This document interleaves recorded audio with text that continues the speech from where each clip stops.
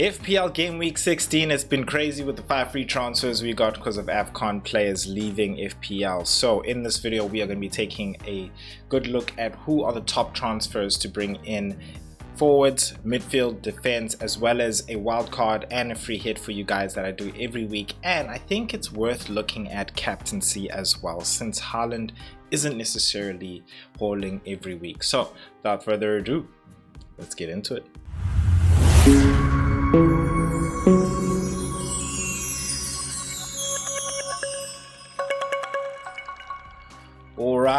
Alright guys, things have changed, and yeah, I say changed in the sense of like I keep having to move around because I've been preparing for baby and wife and mother-in-law's here now, so please excuse me with any sounds. There's still construction going on.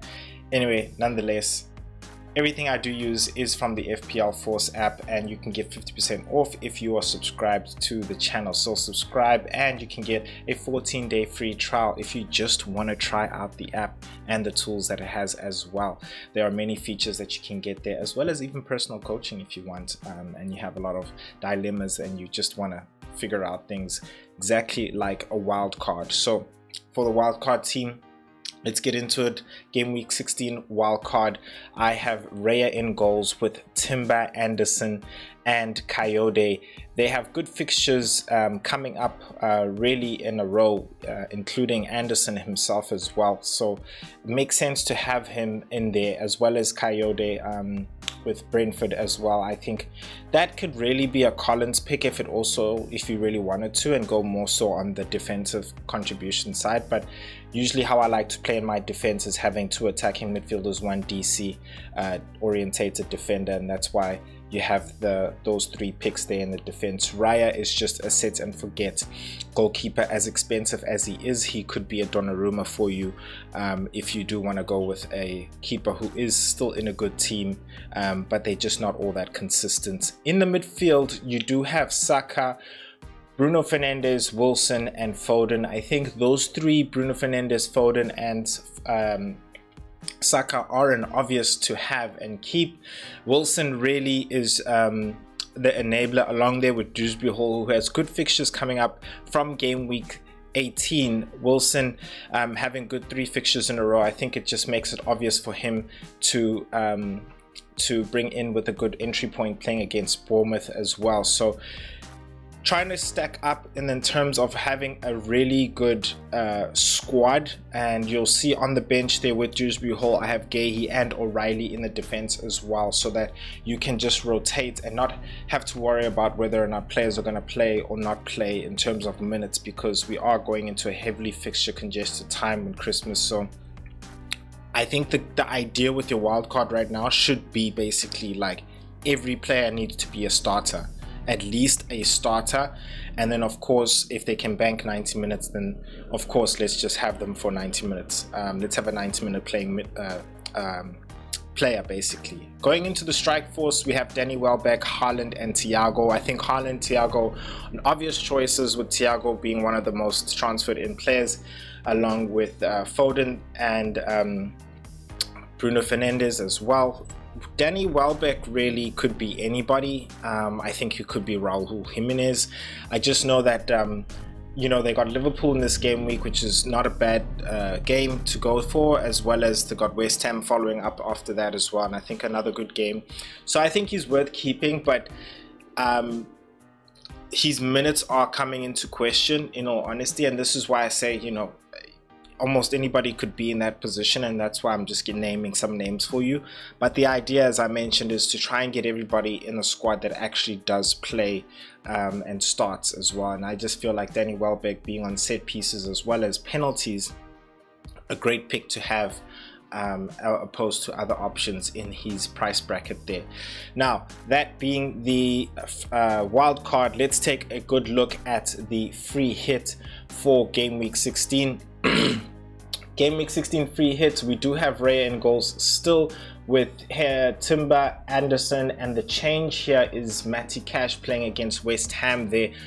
Aston Villa have been looking good in defense as well as winning the games, so obvious choice to have there. Then in the midfield, a bit of a change as well. We still have Saka, we still have Foden, and we still have Bruno because their fixtures are looking all right, besides Foden, but his form is worth having there, as well as his ownership as well. And having Rodgers in there along with that good fixture that Cash has as well as terms of West Ham. And so we'll talk about captaincy a bit later. Raul in the strike force along with Haaland and Thiago. So you can see pretty much 3 changes there with Cash, Rodgers and Raul from the wild card. And yeah, I think it's really straightforward with the bench. Just keep having enablers because you're basically just putting all the money onto the field. I think that's a pretty good free hit, if you ask me. If that's the challenge, if that's the way you want to go, I myself will be going with free hit in game week 17 because my team is all right now. I can fix it up with the transfers that I do have, so not really a problem for me. Now let us go to the top forwards, midfielders and defensive transfers for the game week. But before we do that, I just have a little quick message. So here's a stat for you guys. Over 70% of you guys watching are not subscribed. Now let's make a deal. It's in the next few minutes. If you guys get the value that you're looking for from this video, please do me a huge favor and hit that subscribe button. It would honestly make a huge difference in helping me and my one-man team bringing you guys more content throughout the season. So sounds like a deal? Let's get into it. Alright, you heard the man, guys. Please hit that subscribe button. Honestly, really goes a long way for me and the channel as well. So yeah, let's get into it, and we are gonna go and look at the top strikers, and we're going to start off with game week 16. Number 1 top striker is Thiago, of course, to bring in. I think it's a real obvious route there. He's got good game weeks fixtures coming up, Leeds and then Wolves and Bournemouth as well at home, who Bournemouth as well have been conceding a lot of chances, and then you've got Tottenham. So 3 home games out of the 4 in the next day, and then you got Everton as well as Sunderland and that game week 21, which is at least also at home, as much as it will be a tough fixture for them. So now you can see why everybody's really moving to Thiago, and if you are not there yet, I think you should move there. His ownership has jumped up to 32% as well, so real obvious choice there. At number 2, I actually have Raul because as I mentioned, I feel like his fixtures in the next 3 are actually looking good. It hasn't reset there. There we go. We got Burnley, Nottingham Forest at home, then West Ham away, which I think is absolutely okay. And then it does start to get tough, which is why I think, you know, he is one of those players you'll transfer out after those game weeks. But I think 3 game weeks good enough for him to really pick up his form and maybe even goals as well to allow you. He's more so somewhat of a punt for these 3 game weeks, an enabler as well in terms of I think if you're like me who have Mateta and you already have Thiago along with Haaland, and you're really still looking to play a 3-4-3, then Raul's still a good option for you there as well. In number 3, I do have Danny Welbeck. As I mentioned, he is the one whose fixtures are vice versa to Raul's fixtures. So if you are in a position where you want to take out Mateta, play 3 strikers, then I guess you can bring in Raul now, and then when you take him out, you can bring in Danny Welbeck. But if you have Danny Welbeck right now, I don't think you have to take him out. I think you can just do a rotation, because Liverpool away is not a bad fixture. At least they have Sunderland at home. Then Arsenal, I think you can just definitely bench him, and then you go into a good run of fixtures with West Ham and Burnley, game week 21 and beyond. Then I think, yeah, you can definitely take him out and start looking for a better striker there as well. So a good rotation there with Raul and Danny Welbeck is possible there. As I said, he's on penalties as well. He's, you know, on set pieces. So that's why for me he's an option worth thinking about in the strike force, with a lot of people not necessarily finding good options in the strike force. A lot of people are just dead spotting that position with Mark Gui from Chelsea in the forward line. I believe he's 4.3 right now. Not a bad idea because Delap is out, I believe, until the end of December, so João Pedro will need to rotate there, and yeah, he could definitely play there as well. So think about that if you are looking to dead spot that. If not, then Danny Welbeck and Raul are a good option for third strikers in the rotation as well. Now let us move on to the midfield, and I think it's very obvious. Number one, we have Phil Foden. Despite the entry point, if you are bringing him in now, being Crystal Palace away, he's worth bringing in. As you look, he's got a good game week 17, game week 18, and game week 19 I think will be tough, as much as shown as a green fixture, as well as 20 and 21 will be all right. So I think if you look at it there, it's 3 out of 6, which would be tough, proven tough for them. But I think, you know, the form he's been in, he's still worth bringing in. As well as I mentioned, his ownership is skyrocketing, you know, especially around your rank, as much as it might be shown less than Thiago's. Effectively, he killed me this weekend. He killed me this weekend. So I'd say bring him in if you can, for free as well. Bruno Fernandes is the other one, with Mbeumo leaving as well. I think Bruno is a good set and forget to have. His game week, his fixtures really start looking good from game week 19 and going on. Right now, I think Bournemouth isn't necessarily a bad fixture. Aston Villa will definitely be tough away, as we've seen with Arsenal losing against them, and Newcastle as well, I think will prove to be a tough challenge for them, despite them playing at Old Trafford. Newcastle in the end of the day are still a good defense, and we'll see what that game brings. But I think with those two tough fixtures out of 4, I think it's still worth bringing him in now. His price did rise just last night to 9.1, so keep an eye on price rises as well. Now, last but not least, Declan Rice himself. So there was concerns for injury as well. I haven't got any news on that, but I think stay tuned as well. But nonetheless, I think he's a player who I think he just ticks along really well. His average points is 6.07. Now that's average, and every game week this guy's like hitting 4, 6, 4, 3 points, like whole 12 points, 4, 6. And let me tell you something, a player just hitting 6 points for me almost every second, third game week, that is good for me, bro. That is good for me. And I prefer him over a Bruno Guimaraes, who seems to really be a key player at home rather than away, and so his points are really coming more so from home fixtures. So I'd rather have Declan Rice, you know, knowing he's also in a better team.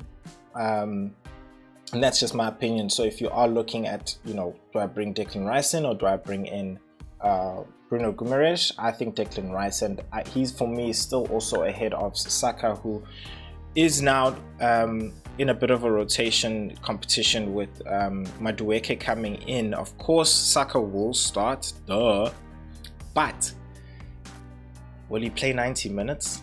Considering how many games that we're going to be having, I'm not sure, hey? I'm not sure. And look, maybe you don't need him to play 90 minutes, but we all know everything goes down in the last few minutes, and I think Arteta's going to be protecting him like an egg and wrapping him up in wool later on in the game if we do have it signed, sealed and delivered later on. So yeah, I just feel like Declan Rice could start and finish on 90, even 80 minutes as well. So I think that's good, actually, knowing he would have got his DEFCON there, or he would have got his assist as well, maybe even bonus points as well. So yeah, I think he's just a great option for if you ask me. I should have switched to top midfielders, but nonetheless, let us go to top defense now, which we will do the defenders and the goalkeepers. But before we do that, let's get a message from the FPL Force. Silence, as the FPL Force brings wisdom. Now, to learn the ways of the Force, unlock your true potential, and rise to fantasy football mastery, you must subscribe. So, hit the subscribe button below and begin your journey to fantasy football mastery. May the green arrows be with you. Here you go, guys. You heard it from the FPL Force. Remember, everything I show you is from the FPL Force app here, which you can get 50% off of just by subscribing to the channel. So yeah, are really amazing tools that I use as well. So let's get into the defense. And in the defense, top defensive transfers, I think you will know by now, I do like him. As I mentioned, he's got 3 game weeks in a row which are not looking so bad. Burnley, great entry points. Nottingham Forest, at least at home, so some defcon can definitely be got there. I think if they really doing well, they could get away with a clean sheet there. And then you have West Ham as well away. Being away, it should make it a bit tougher. They do have chances of conceding, but I think if they put themselves up well together, they can also get away with a clean sheet there. I think it does get difficult straight after there, but nonetheless, I do count defensive contribution points all there. So I mean, that's definitely a 6-pointer with 2. That could be an 8-pointer. You could, let's just say for the sake of it, 4 points, 4 points. I feel like that's still a good. I feel like that's some good points there. So that's 16 points in 3 games. So yeah, you let me know. As you can see, in terms of DC, he does really well, and I think it's because, you know, their XGC is high as well, so they're having to defend a lot. So yeah, it really makes sense. Really makes sense. Now, number 2, Nkapie. Now, a lot of people have been asking the question, and I myself was also thinking about this before I put him as an option, and so this is my reasoning with him being a second option in terms of transfers. So now with Gabriel's injury, which is the spot he's necessarily covering, I think it helps that Mosquera is injured and he himself is not looking to be back anytime soon. And I say anytime soon, like weeks. So I feel like Gabriel's only going to come back in the new year. That's some like 6 game weeks. That is game week 21. That is like all the way up to game week 21. And so you can get 6 game weeks out of Nkapie. 6 game weeks in the Premier League. I think that's worth it to bring him in at this point. Straight entry points. He's got Everton straight after that. Then a Brighton at home. And another Aston Villa at home. That's 4 home matches out of 3. I mean, 3 home matches out of 4. And then if you want to make 6, you got 1, 2, 3, 4 home matches out of 6 against Liverpool. Liverpool's also just like a great fixture now, especially at home. So, I mean, that could be like clean sheets galore, guys, you know? So, that's my verdict on him. I would say if you do want to have a punt in the defense, I'd definitely bring him in. I think he also gets DEFCON for us as well because of those central positions, covering up Gabriel's position. So yeah, I think he's basically worth it, and he's my number 2 for that. Number 3 is Collins. As I mentioned before, I think their fixtures are also actually looking good. They might not be necessarily the best defensive team, but I think their fixtures give them the opportunity of achieving some clean sheets there. I think out of the 6, I could see a clean sheet potentially at Wolves, and I mean, at home, maybe at Leeds. Nonetheless, his DC is really high, so you could be walking away with a whole lot of 4 points there, and maybe some bonus points as well. So Collins, I think, is a good option. And again, as I mentioned in the free hit, you could see this position, if not as a Collins, and you want to go cheaper, than a Coyote, who has those long throws, which very much are like set pieces nowadays. So yeah, I think about it. It's the fixtures really that are tempting in terms of bringing in a Brentford option, but it is an option nonetheless, as opposed to the normal people, of course, being a Timber, being a Munoz, or a Crystal Palace in defense option. So yeah, let us move to the goalkeepers. Number one, as I mentioned, David Raya. Real obvious, he's risen all the way up to 6.0 million now, but is very much a set and forget with the good entry point of Wolves, Everton and Brighton. If you do want to go a bit cheaper, then I do think that Donnarumma is a bit of a cheaper option. And I just feel like he's a better option, as much as he's also expensive, than like going for like what we had was a Pope, now actually a Ramsdale. And it's like, okay, well, who else can you really go for? And you know, that can really do well for you and has a good set of fixtures and is in a strong team.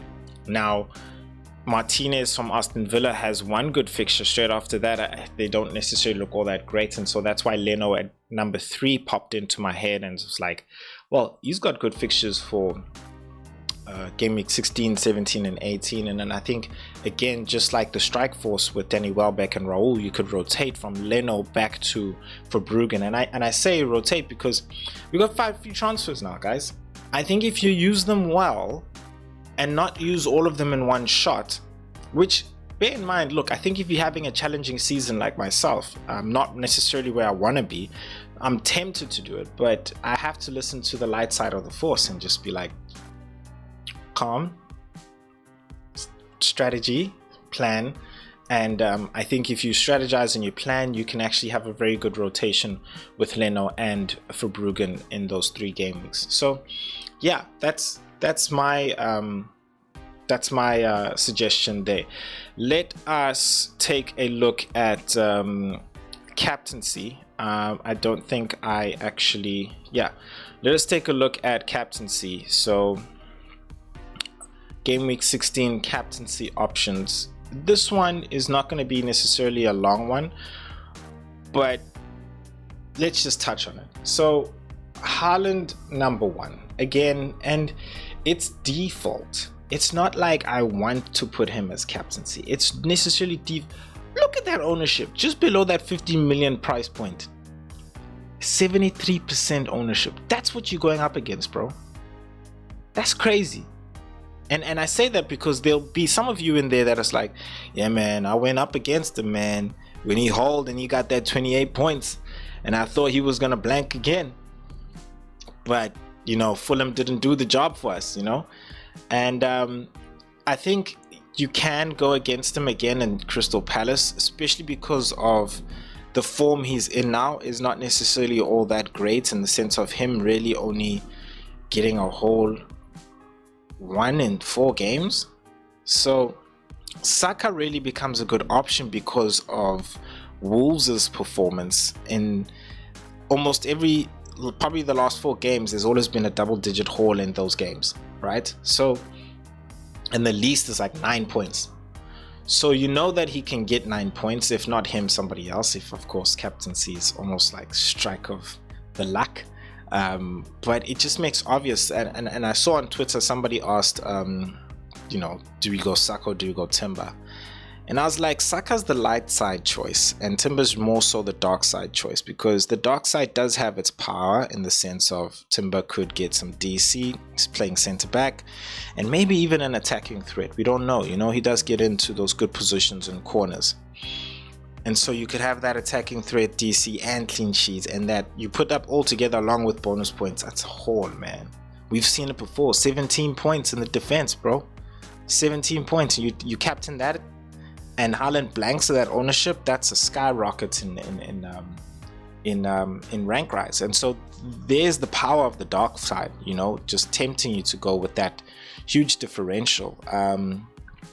But I think another differential, and I say differential because as much as he was a good pick last week going against Wolves, he's in form. He's been ticking along very well. He's got probably the highest routes to points, the best routes to points with set pieces, corners, free kicks, penalties, you know, very much like Saka. He just doesn't have the fixture this week. I say Wolves is better fixture, of course, than Bournemouth, but Bournemouth themselves have been conceding a whole lot of chances and even goals as well. So that's why he's still considered, if you ask me. So if you still want to go there, I don't mind. You got him. I don't mind, and you want to go against Haaland, I think it's fine. I think this is one of those weeks where, considering the form Haaland has been in, not necessarily hauling every week, I think it's okay for you to go against Haaland. Will it go well? We don't know.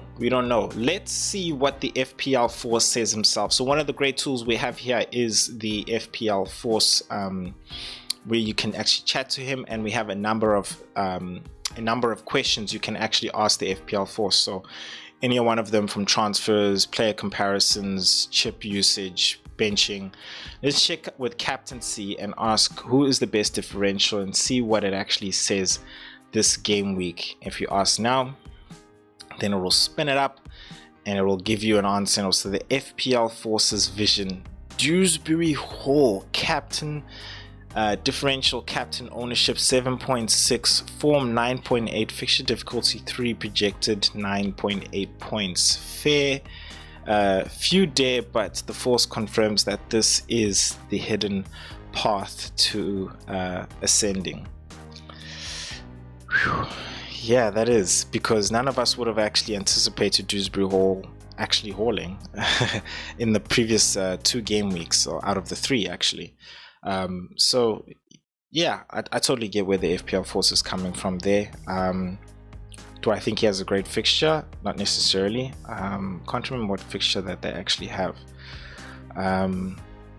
But yeah, that's what the FPL Force has. And as I mentioned, you know, there's a whole lot of different answers that you can get here, like benching. If you want to find out who should you bench, you can ask it a benching question, and it can also basically, looking at your team, tell you who you should actually bench, who should be starting and who should be benching here basically. So like it's saying on my team, bench Mateta, which makes sense because it's going against Man City. Lewis Miley of course hardly plays.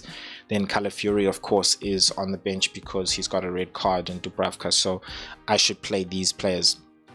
Makes absolute sense with the players that I actually do have. So yeah, the FPL Force is here to help you and guide you guys, and that is honestly what I love about the FPL Force. Now, if you are wondering what to do with the 5 free transfers, I have made a video for you, which is right over here, and I will see you guys in the next video, which will be my team selection. But this video can help you decide what to do with your 5 free transfers, so I'll see you guys in there. Peace.